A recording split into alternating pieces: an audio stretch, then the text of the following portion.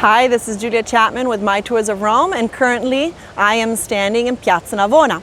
This is one of the main piazzas of the city, and it's also been one of the areas of the city that started roughly 1st century AD. People have always been here in one way or the other.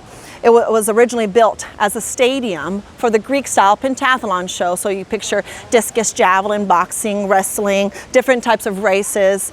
And if you look carefully behind me, this piazza does look like a track, because that's what it was originally meant to be.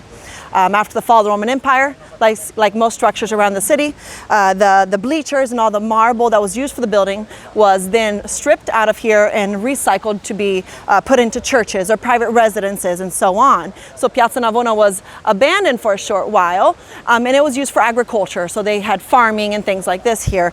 Then roughly 700, 800 AD, the buildings that are currently right behind me were built, and they were built on the bare bricks of the Roman stadium. So if you could go actually not only in those buildings, but in the foundations or in the underground of any building here in Piazza Navona, you'd be surprised by the amount of ruins dating back to the 1st century AD that you would actually find. Actually, on the far end, there's an entrance, and you can buy a ticket and go underground to see the ruins of the 1st century stadium built by Domitian.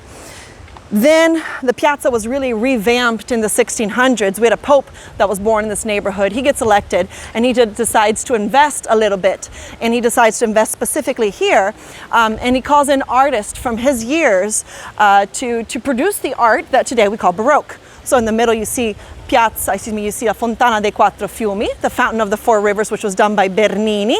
And right here on my finger is Santa Agnese in Agone, which is also one of the churches from the 1600s. And the main architect there was Francesco Borromini. So if you've been on a tour in Rome, or if you've been on a tour with me, you've probably heard me drop these two names. They were big rivals in the 1600s, but this gives you an idea of how important this area of the city was for the Pope.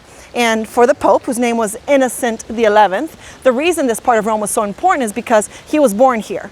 And he wanted to give new prestige to his neighborhood and increase the value of his family residence.